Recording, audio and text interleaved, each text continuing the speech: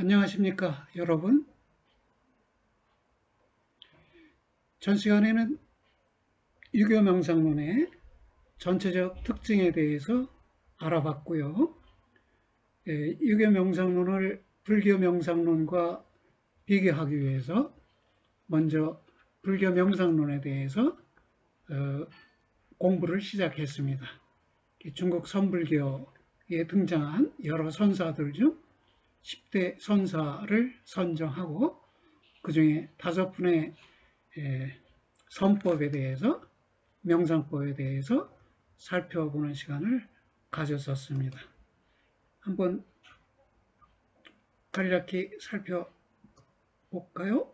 복습하는 의미에서 유교 명상론의 특성에서요. 목표, 존심 양성, 방법, 내성, 궁극 목적은 천인하별, 공부 영역은 3가지, 그리고 유교의 영향을 준 불교의 사막은 개정해라는 것 논의했고요. 그리고 이 명상론을 유교 명상론과 불교 명상론을 구별해서 지칭하기 위해서 유교 명상론은 수양론으로, 불교 명상론은 수행론으로 표현을 했는데요. 그랬을 때 불교의 수행론은 열애선, 조사선, 분동선의 과정을 거쳐 전개되어 왔다. 그리고 중국의 초조인 달마 이래로 10대 선사가 중국의 불교 수행론을 심화시켰다. 우리가 알고 있는 선불교라는 것이 달마 대사 이래로 전개되는 선종을 가리키는 말입니다. 10대 선사 중에서 달마, 해가, 승찬, 도신, 홍인까지 전 시간에 살펴보았고요. 오늘 살펴볼 내용은 신수와 해능의 선법 등입니다. 먼저 북종 초조 신수의 선법은 관심일법이라는 것입니다. 관심이라는 하나의 법, 마음 관찰이라는 하나의 법, 이게 중요하다는 것인데요. 신수의 말입니다. 문답을 진행했는데요. 만약 불도의 뜻을 두고 구하는 사람이 있다면 어떤 법을 수행하는 것이 가장 간단하고 기묘합니까? 답변, 오직 마음 관찰이라는 한 가지 법, 관심, 일법, 이것이 수행의 모든 법을 다 거두어 드리는 것이니 이 법이 가장 간단하고 요긴한 것이다. 질문, 어째서 한 법이 수행의 모든 법을 거두어 드린다고 합니까? 답변, 마음이 만법의 근본이므로 모든 법은 오직 마음에서 생겨난 것이다. 그러므로 마음을 깨달을 수 있다면 만 가지 법을 다 갖추는 것이다. 만 가지 법이라는 것은 마음에서 생겨난 것이죠. 불교의 기본 정신은 유심론이죠. 마음이 모든 것을 지어냈다, 조작해냈다고 보는 것이에요. 그래서 이 마음을 관찰해서 는, 묘심, 마음을 요해하다, 깨우치다, 요해하다, 요지하다, 명료하게 깨닫거나 명료하게 알 수 있다면 그것이 곧 만 가지 방법을 다 갖추는 것이다. 이렇게 신수가 답변을 했습니다. 신수는 홍인의 수심의 선법을 계승하면서 관심이라는 새로운 용어를 제시한다. 수심은 마음의 고수, 마음의 지킴이죠. 마음을 한 가지 일에 고정시키고 이동하지 않게 하는 것, 수심불이 이동하지 않게 하는 것을 말했는데 신수는 한 걸음 더 나아가서 마음 관찰이라는 새로운 용어, 보다 적극적인 용어를 제시합니다. 수심이 망념으로부터 청정심을 지킨다는 의미를 갖는 반면에 관심은 자각적으로 청정심을 관찰한다는 의미를 갖는다. 그렇다면 관심이 수집보다 더 적극적인 선수행법, 참선수행법, 선정수행법이라고 볼 수 있습니다. 남종 초조인 해능은 식심견성이라는 표현을 사용했는데요. 이렇게 말했습니다.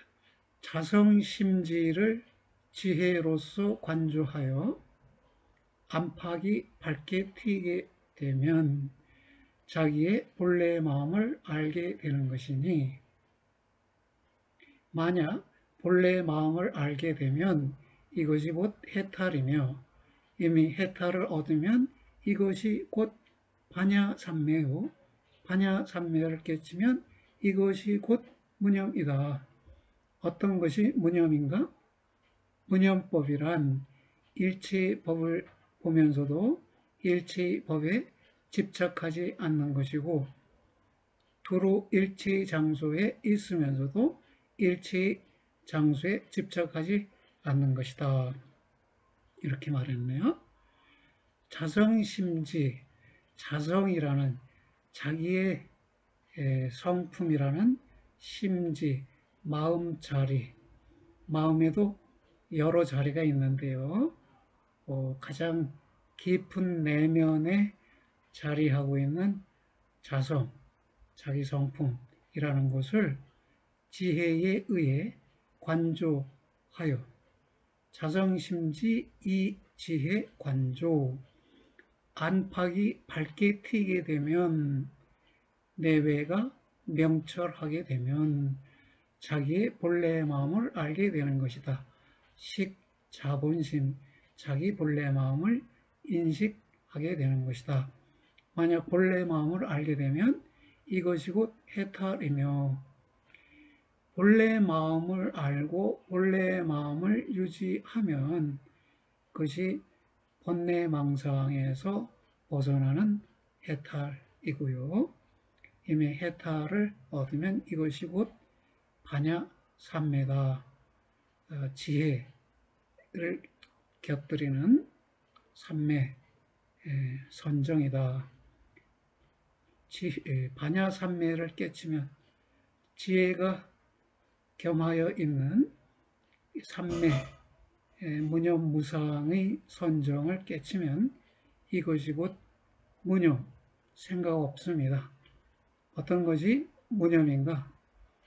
무념법이라는 것은, 무념이라는 법은 또는 무념이라는 방법은 일체의 법, 일체의 현상을 보면서도 일체의 법에 집착하지 않는 것이고, 두루 일체의 장소에 있으면서도 일체의 장소에 집착하지 않는 것이다. 그렇게 말씀했네요. 자성을 보는 것이나 자기의 본래 마음을 아는 것이 해탈이자 반야삼매이고 무념상태라는 것입니다. 여기 안다는 말이 참 어렵죠. 본래 마음을 안다. 지각이라는 용어를 사용하면요, 자기의 본래의 마음을 지각하는 것, 그것이 해탈이자 반야삼매이자 무념상태라는 것입니다. 전 시간에 배운 용어 중에 유효상지라는 말이 있었죠. 명료하게 항상 안다. 이때의 지자도 지각이라는 용어로 바꿔 읽을 수 있어요. 명료하게 항상 지각한다. 그럼 지각이라는 말이 어떤 구체적 의미를 갖는가요? 하면, 지각은 기억이나 예상이 아니에요. 회상이나 예측이 아니에요. 그래서 직접 대상을 만나는 게 지각이에요. 자기의 본래 마음을 직접 지각하는 것, 과거의 마음을 회상하지도 미래의 마음을 예상하지도 않고 현재 마음을 직접 지각하는 것, 그것이 해탈이자 삼매이고 무념 상태라고 합니다. 그러나 무념이란 아무 생각이 없는 상태가 아니라 육식이 육경에 의해 오염되지 않은 채로 자유롭게 육경에로 가고 육경에서 돌아오는 상태를 말합니다. 해능에 의하면 그래요. 육식은 안, 이, 비, 설신, 의에 의한 인식이죠. 눈, 귀, 코, 혀, 몸, 의식에 의한 인식을 육식이라고 하고요. 그것의 대상을 육경이라고 그래요. 안경, 눈의 대상은 안경, 귀의 대상은 이경, 코의 대상은 비경, 이런 식으로 해서 6개의 경계를 말하는데요. 그러니까 육식이 육경회로 가고 육경회로 돌아오는데 자유롭게, 그러니까 아무런 구애받음, 거리낌, 장애 이런 것이 없이 오고 가는 상태가 무념이라는 것이네요. 그러니까 무념은 기절 상태가 아니에요. 무의식 상태도 아니에요. 육경회로 가고 육경회로 자유롭게 돌아오는 것이에요. 그러면 요요상지라고 했을 때 명료하게 항상 지각한다는 것과 지금 말해진 무념이라는 것이 별 차이가 없다고 얘기할 수 있겠습니다. 그 다음 제8대 선사는 임재인데요. 임재는 무의진인이라는 개념을 제시합니다. 제6조 해능의 5대 제자 중에 한 사람이 남학해양이고 그의 제자가 마조 도일인데 마조의 홍주종은 백장, 황벽, 임재를 거치면서 임재종을 성립시킵니다. 이 마조는 평상심이 곧 도라고 하였습니다. 평상스러운 마음이 곧 불도이다, 성불에 이르는 길이다 라고 말했는데요. 그 제자인 황벽은 매우 깊은 법, 매우 깊은 선법, 참선의 방법을 들어도 마치 맑은 바람이 귓가에 이르는 듯이 언뜻 보고 지나가게 하고 별연 이 언뜻 보고 통과하게 해서 다시 쫓아가 찾지 않아야 한다고 하였다. 좋은 선법, 훌륭한 선법으로 해서 이절저절을 찾아다니는 일, 그게 중요한 건 아니라는 것이죠. 오히려 자기 마음을 자기가 통제하고 관리할 수 있으면 그게 좋은 선법이라는 것이네요. 황벽을 이어 등장한 임재는 살아있는 조사, 활조의 의미를 강조하면서 밖으로 치달려고 하는 마음이 중단된 사람을 주의 차별이 없는 참된 사람, 곧 무위진인이라고 하였다. 여기서 무위할 때 위가 위치, 지위라는 것입니다. 높은 지위건 낮은 지위건 그런 지위의 구분이 없이 진실한 사람이라고 해서 무위진인이라고 했는데요. 밖으로 치달려 구하는 마음, 즉 외부 대상에 마음이 자꾸 이끌려서 마음이 외부 대상으로 향하는 일을 중단시킨 사람, 그 사람이 곧 진실한 사람이다. 이렇게 말한 것이네요. 임재는 또 밖으로 치달려 구하는 일이 없는 것이 바로 걱정할 일이 없는 무사이자 조작이 없는 평상이라고 말한다. 무사 안일 할 때의 그 무사예요. 아무 일 없음, 걱정할 일이 없음이 무사이죠. 무사태평 할 때 무사이고요. 조작이 없는 게 평상스러움이다 라고 말하고 있습니다. 그러면 조작이 없이 평상심과 무사심을 유지하면 누구나 어디서든 스스로 주인인 것이며 그가 서 있는 곳이 모두 참된 곳이 된다고 말합니다. 유명한 말입니다. 그래서 한번 인용문을 살펴보겠습니다. 절실히 기묘한 것은 참되고 바른 견해를 취함에 의해 천하를 향해 돌아다녀도 정감에 해당할까요? 정욕, 욕정, 정감에 이끌려 홍난을 당함을 피하는 것이다. 일 없음이 바로 귀한 사람이니 다만 조작하지만 말라. 평상 그대로일 뿐이다. 그대들이 헤아리고 밖을 향하고 옆집으로 구하러 돌아다니고 방법을 찾고 하는 것은 잘못이다. 이절저절을 찾아다니는 것은 잘못이라는 것이네요. 물론 절을 방문하는 것은 나쁜 일이 아닙니다. 다만 자기 마음 공부를 게을리하면서 절집만 찾아다니는 것은 잘못됐다는 것이겠지요. 단지 부처를 헤아려서 구하지만 부처는 이름이고 글귀일 뿐이다.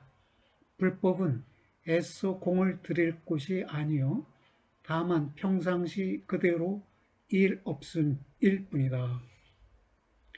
똥 싸고 오줌 누며 옷 입고 밥 먹으며 피곤하면 눕는 것일 뿐이다. 어리석은 사람은 나를 비웃을 것이나 지혜로운 사람은 안다. 고인이 말하기를 밖을 향해 공부를 하는 것은 모두 어리석고 어리석은 사람이라 한다. 어딜 가나 자신의 주인이 되어 선 자리 그대로가 모두 참되어서 어떠한 경기가 다가올지라도 흔들리지 않는다.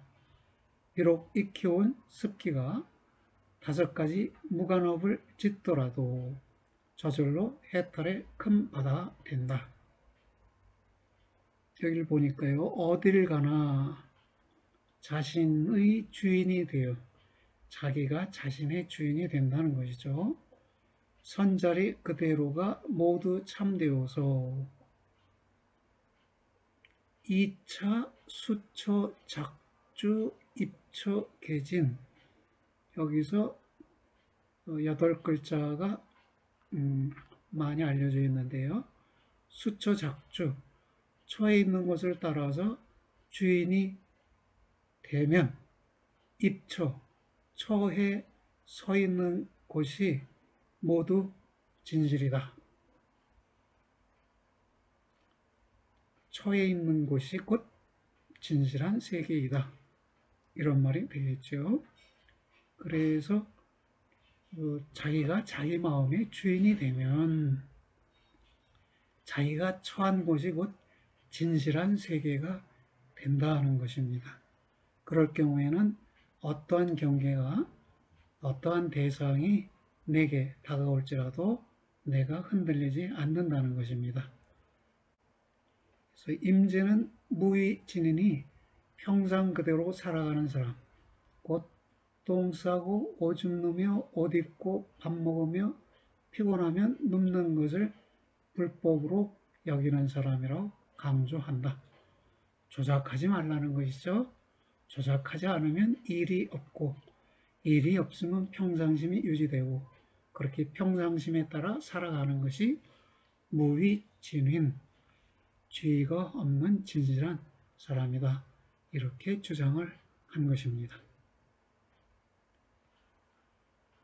9번째 선사는 굉지이고요. 굉지는 묵조선을 널리 알린 스님인데요. 달마 이후 전개된 선정의 5대 종파는 임재종, 위양종, 조동종, 운문종, 법안종인데요. 이들을 일러 선종, 오종이라고 부릅니다. 선종에 속한 5개의 종파라고 부른다는 것이죠. 이 중에서 조동종은 목조선법을 강조하는데 목조선사인 굉지정각은 미친 마음을 쉬면 곧바로 천지자연을 볼 수 있다고 말합니다. 그는 천지자연을 볼 수 있는 마음을 신령스러운 것으로 표현합니다. 몸을 얻기 이전이나 이후에나 홀로 신령스러운 것이 있어 일체 부처님이 여기에서 나왔네. 미친 마음만 쉬면 바로 볼 수 있나니 가을물과 맑은 하늘에 달이 또 있구나. 자연을 있는 그대로 바라볼 수 있는 마음, 그는 미친 마음이 쉬어서 마음이 신령한 마음이 된 것이죠. 있는 자연을 그대로, 있는 바 그대로의 자연이 진여이지요. 진여, 참 진짜 그럴 여자, 참으로 있는 바 그대로의 것, 그게 진여인데요. 이 진여와 마음이 하나가 되면 그것이 곧 부처님이라는 것이네요. 10번째 선사는 대회인데요. 이 가나선을 널리 알린 스님이에요. 임재종 계열에서 양기파와 황룡파가 갈려나와 선종, 오종은 선종, 오종, 칠가로 된다. 7가문으로 된다는 것이죠. 오종파, 7가문으로 됐는데 양기파 계열에서 벽암록을 편찬한 원호극근과 서장을 저술한 대회종고가 출연한다. 대회는 큰 지혜라는 뜻을 가지고 있어요. 대회 스님은 화두공안으로 조주에 무자, 없을무라는 글자 한 가지만을 제시했다. 그는 탕승상에 보내는 편지 답글에서 화두의 중요성을 다음과 같이 말하고 있습니다. 다만 항상 마음을 텅 비게 하고 일상생활에서 함께하는 일이라도 분수를 따라 떠나보내고 경계를 접촉하여 인연을 만나면 그때마다 화두로서 마음을 잡아 이끌어야 합니다. 신속한 효과를 구해서는 안 됩니다.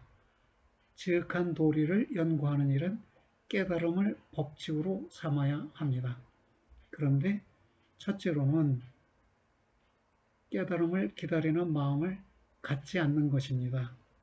만약 깨달음을 기다리는 마음을 갖는다면 이 기다리는 마음이 도를 보는 눈, 도안을 가로막음으로 성급할수록 지체됩니다. 단지 화두로서 잡아 이끌다가 갑자기 잡아 이끄는 그곳에서 생사의 번뇌심이 단절되니 이곳이 곧 귀가하여 평온하게 앉는 곳입니다. 화두라는 용어를 많이 들으셨죠? 그런 이야기가 있죠. 개에게도 불성이 있습니까? 이렇게 물었을 때 없어요 라고 스님이 답변을 했대요. 그래서 없을 무자를 써서 무라고 답변을 한 것이죠. 왜 무라고 답변했을까? 라고 의문을 갖는 것입니다. 머릿속에 무라는 글자를 떠올리면서 왜 무이지? 라고 묻는 것입니다. 그러면 생각이 다른 데로 이동해 가지 않겠지요. 벽을 바라보거나 석양을 바라보면서 생각이 흐트러지지 않게 하는 방법도 있지만 화두라고 하는 하나의 의문을 갖고 의문의 매달림에 의해서 생각이 흐트러지지 않고 마음이 분산되지 않도록 할 수 있는데요. 그것이 간화선입니다. 화는 화두라는 말이고 간은 본다라는 말인데요.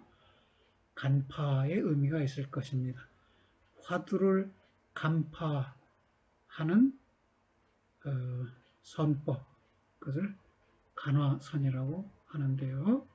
대회선사가 제시해서 널리 알려졌고 우리나라에서 특히 많이 수행의 방법으로 채택하고 있습니다.